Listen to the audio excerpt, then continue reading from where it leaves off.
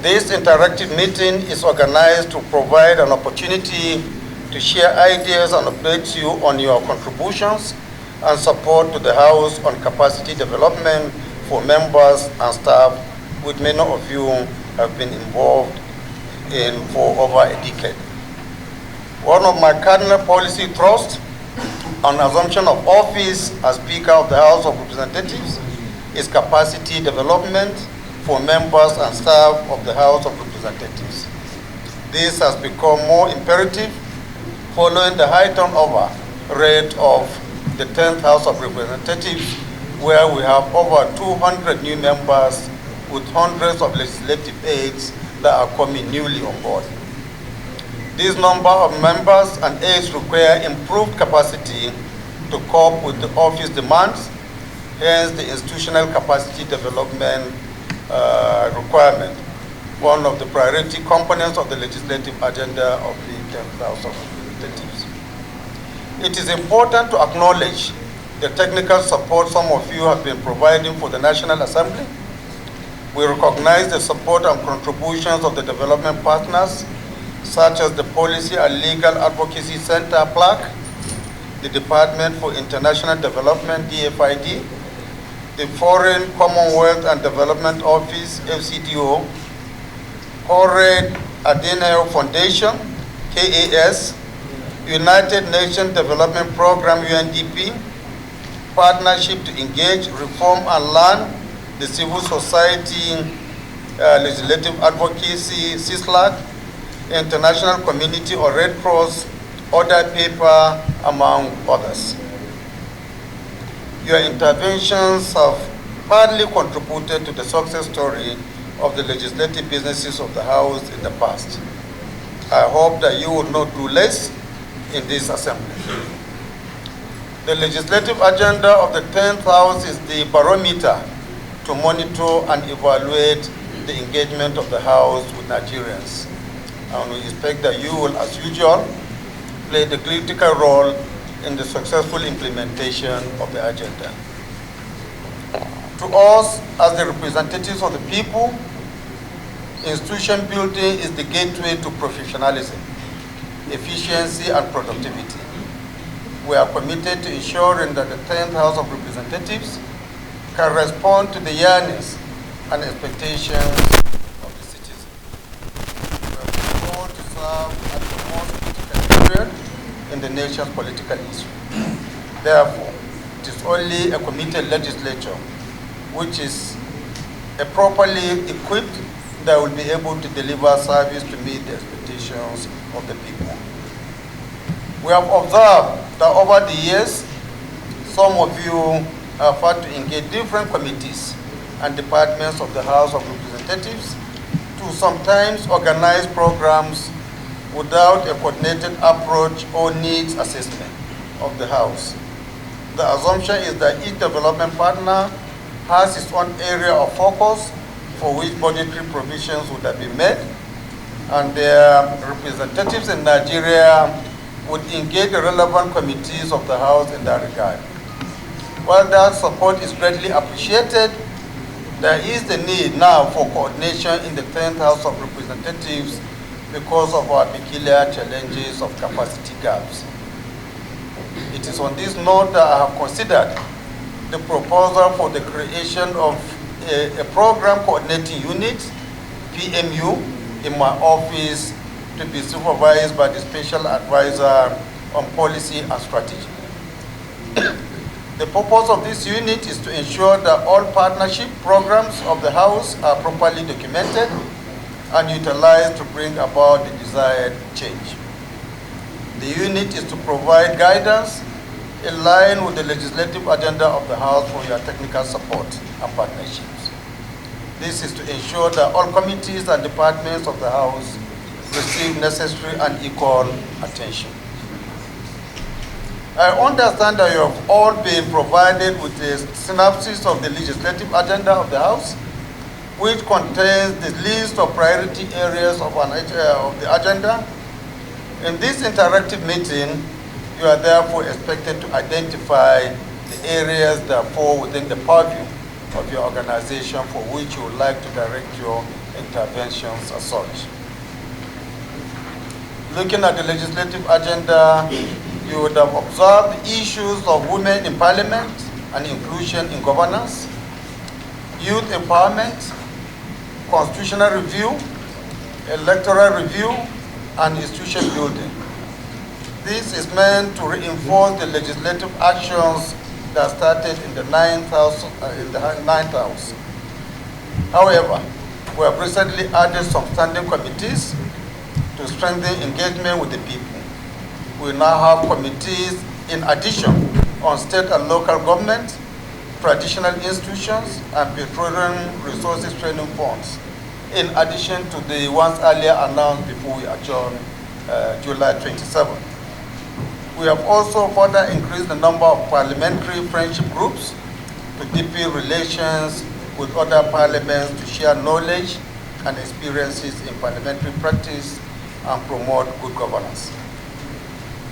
To underscore our disposition to serve Nigerians, we created a committee on monitoring and evaluation of the implementation of the legislative agenda as part of our internal mechanism to enforce compliance, and also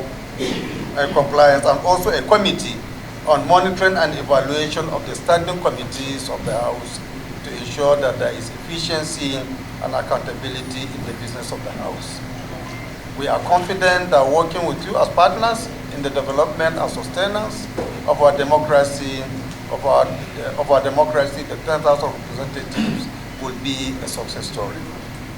Again, thank you for responding to our invitation, even on such short notice.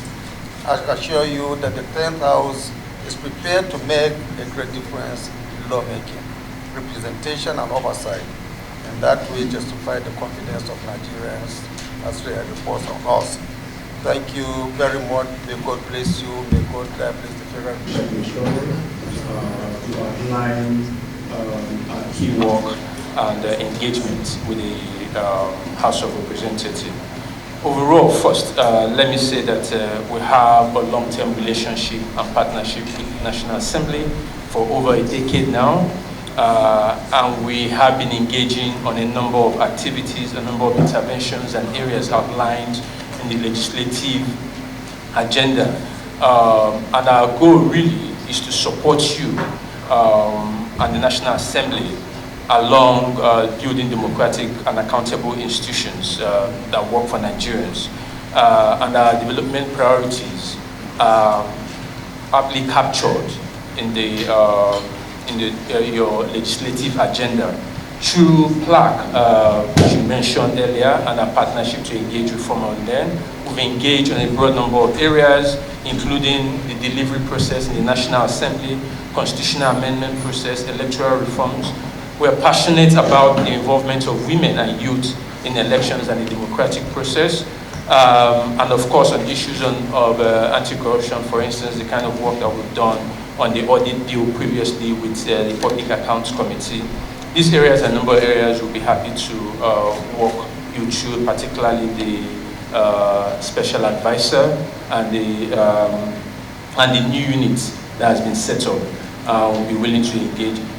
Just finally, just also to mention that the legislative agenda will be firmly involved, and we have participated actively and provided technical assistance through that process. I will be willing to engage to ensure the effective implementation of the agenda. Thank you. Program. We've also been involved over the years in supporting the Parliament and involved in many areas of work. We've been involved over the years primarily in parliamentary strengthening, and in addition to that, there's also a number of priorities in the past that we've also supported, including, for example, the work on representation of women, and also even some of the bills associated with that. We also worked in the previous assembly as well on some of the laws relating to the governance, rule of law, and security sector as well. So, I mean, really looking forward to seeing where we can support the new House of Assembly and your agenda. I'd just like to kind of underscore as well that the creation of this program management unit is something that we really welcome. I think to be able to kind of articulate where your priorities lie and to then have a unit that is actually can maybe further expand those and also coordinate the work of the international community, I think can bring in additional stakeholders and also can really help us also to maximize efficiencies as well, so we're not duplicating and we're also very much lockstep in terms of what you want to happen. So on behalf of UNDP, I'd just like to say that we're really happy to be here today and looking forward to working with the new House of Assembly and your office very closely as well. So thank you very much.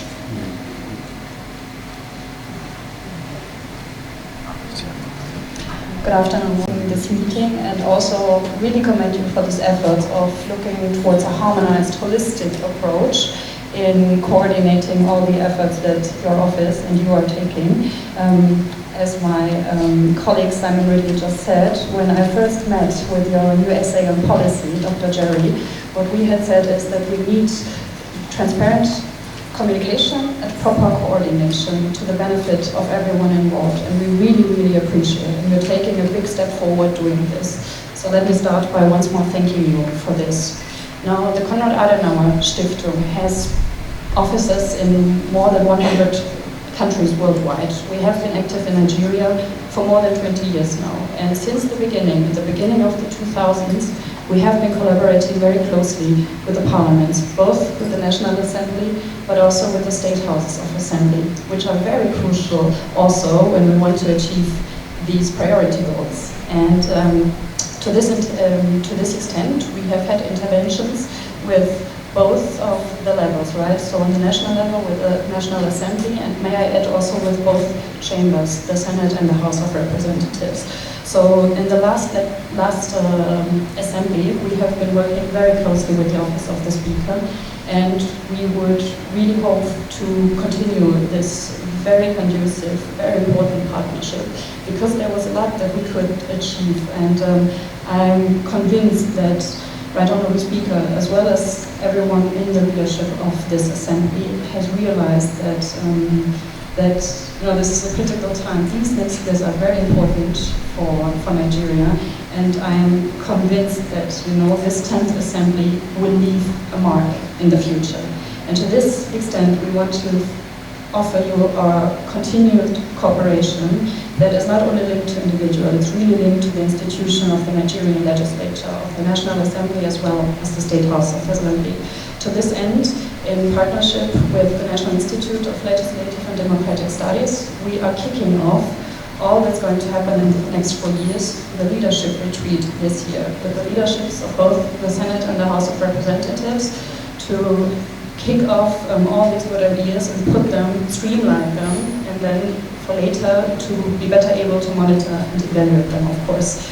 We have been giving capacity building trainings, we have been giving possibilities for exchange, we facilitated dialogues on very important topics that need to be discussed between relevant stakeholders for, again, more than 20 years now. And we have been giving support not only to the leadership, we have been giving it to specific committees. So we have been giving capacity building trainings for specific committees, rules and business, human rights, media, all the security related committees, a lot of them. I could name them and list them for a longer time. But we have also, because we know about the relevance of the administrative body of the National Assembly, we have also been giving technical support to the clerks of the National Assembly. Now, this is to the office of the clerk of the National Assembly, also to the office of the clerk of the House of Representatives, but really every clerk of all the committees. And we intend to continue to do so because we know that they are the backbone of legislative work. And because we also know that perception is very relevant, and that the press body also needs regular training. For years now, we have also been supporting the press corps of both the Senate and House of Representatives on proper reporting and on taking their duties responsibly. Now, in extension, we have given support to the state houses. This year, for example, we have given induction trainings to almost half of all the state houses of assembly, knowing that the turnover rate is also very high on the state level, up to 95% in some of the state houses of assembly. And lastly, we have also started, second to last, we have started a collaboration with the Conference of the Speakers of the State Legislature. And I believe with bringing closer together the speakers and the principal officers together with your office, the office of the speaker, we can achieve much, because again, we need the state as well as the national level. And what our organization also does from time to time is to take a delegation to Germany, and also to invite, of course, German counterparts to Nigeria, which is what we're currently working on. So what we have also done is brought members of the Speaker of the Ninth Assembly, some of his closest SAs, to Germany to exchange, get new ideas on the topic of security in that case, and many more examples. So overall, with this overview and highlighting what we do in the realms of democracy, good governance, the rule of law, but also security sector reform, I hope I gave you a brief overview of the many things that we do as CAS. Thank you very much. Slack, and on behalf of my boss, Awal Ibrahim Musa Rafsanjani, I'd like to commend the speaker for this roundtable. He extends his regards. He wanted to be here, but unfortunately he's in the United States of America attending the UN General Assembly, but he sends his regards.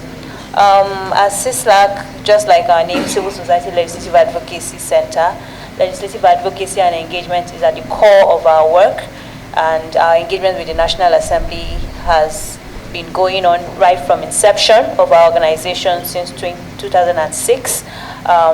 Over the years, we have engaged the National Assembly in several ways: capacity building, stakeholder consultations, collaborations, partnership with various committees of both houses of the National Assembly.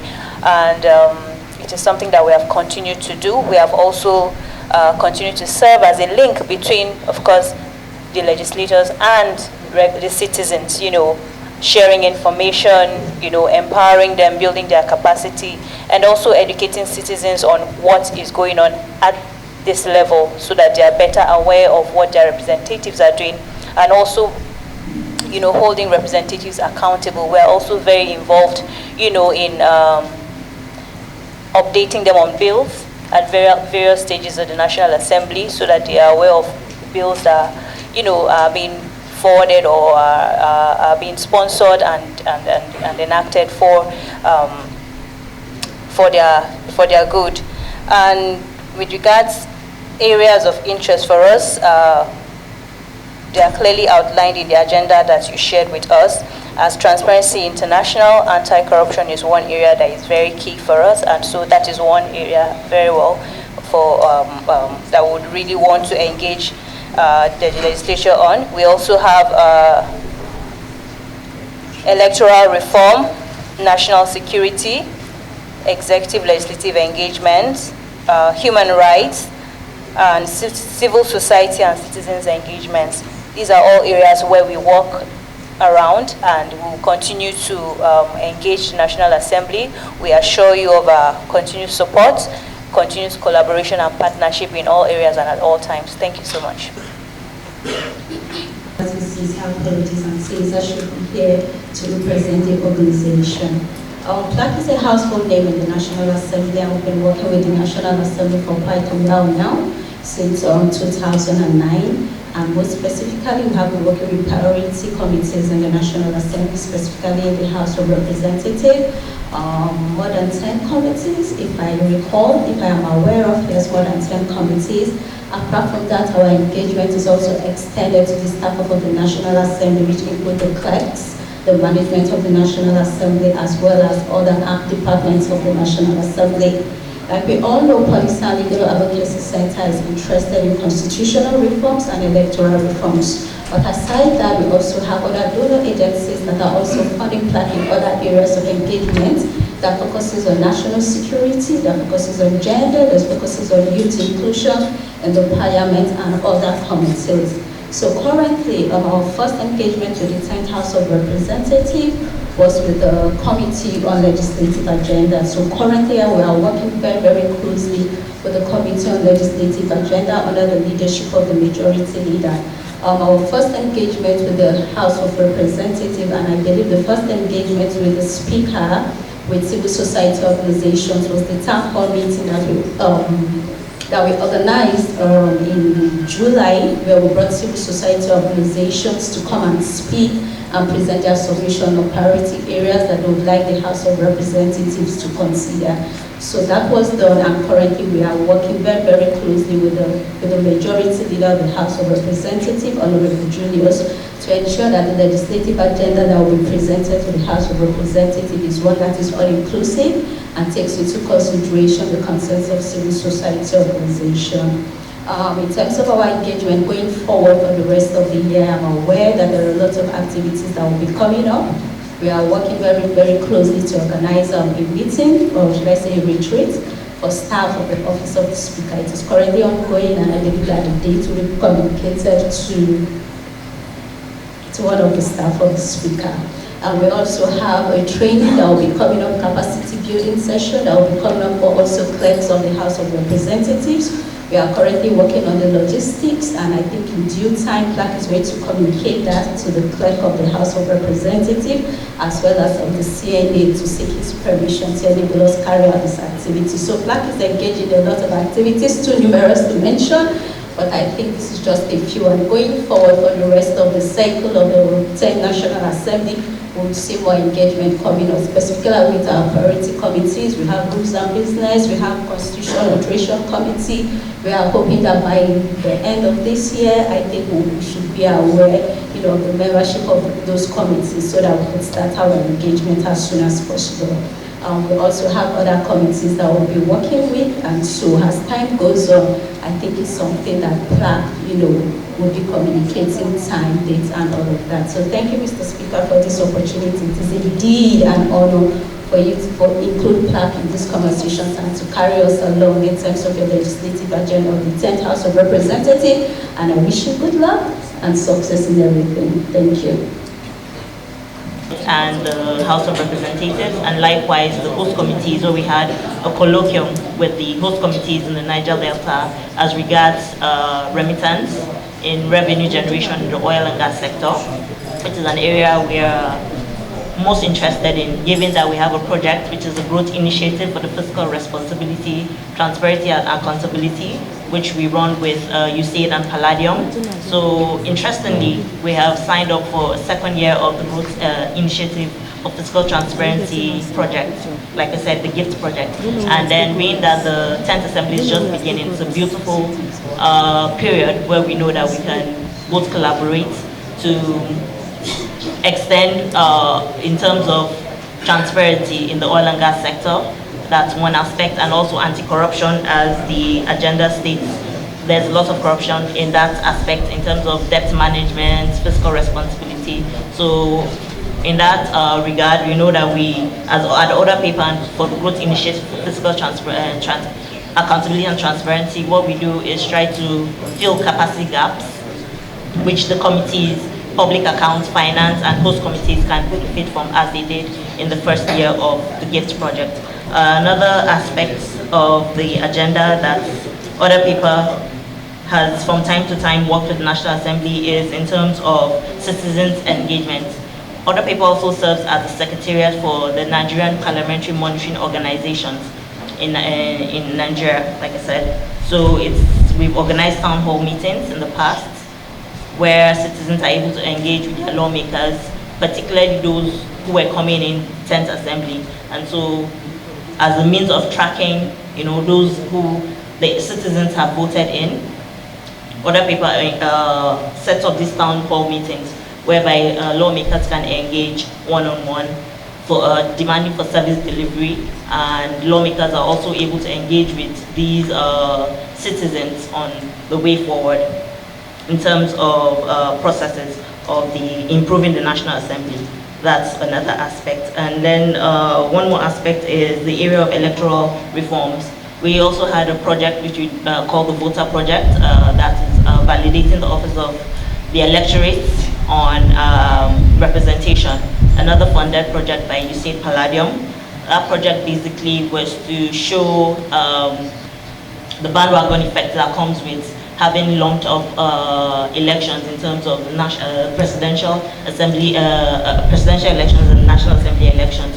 So in terms of that, we're looking towards the electoral reforms where we can build capacity in terms of constitution reforms, electoral reforms, moving forward in the 10th Assembly. And so we're open, as always. Our open door policy at Order Paper is to collaborate with the 10th Assembly in these areas that I've mentioned. They are not limited to these areas, but as the Assembly moves forward, Order Paper is always ready in terms of capacity building, in terms of knowledge products that we have for the researches we've done that we've shared with the National Assembly from time to time. And once again, we're very grateful for this opportunity and open to collaborate as always. Thank you. That will not never take for granted the assistance you have been rendering to the National Assembly. We are very grateful to you. We are very thankful to you and will continue to cherish the interventions you are bringing to the National Assembly.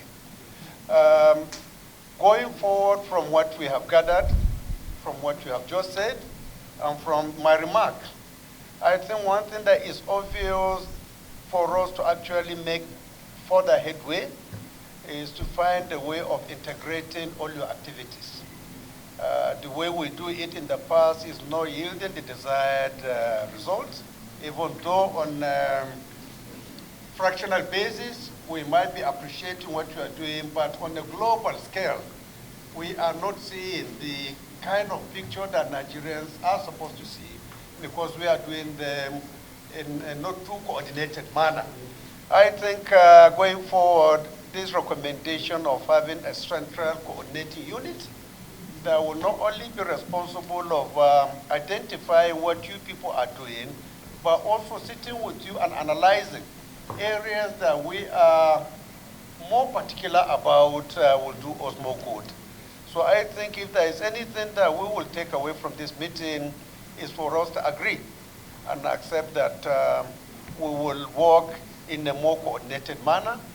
We will have a focal person from our office here who will be coordinating with each and every one of you so that we will be able to determine all the activities you have for us in a particular year, and then we agree on the timing when they will take place and to whom it will be targeted through, which committees, who are the people to actually benefit, for how long, and so on and so forth.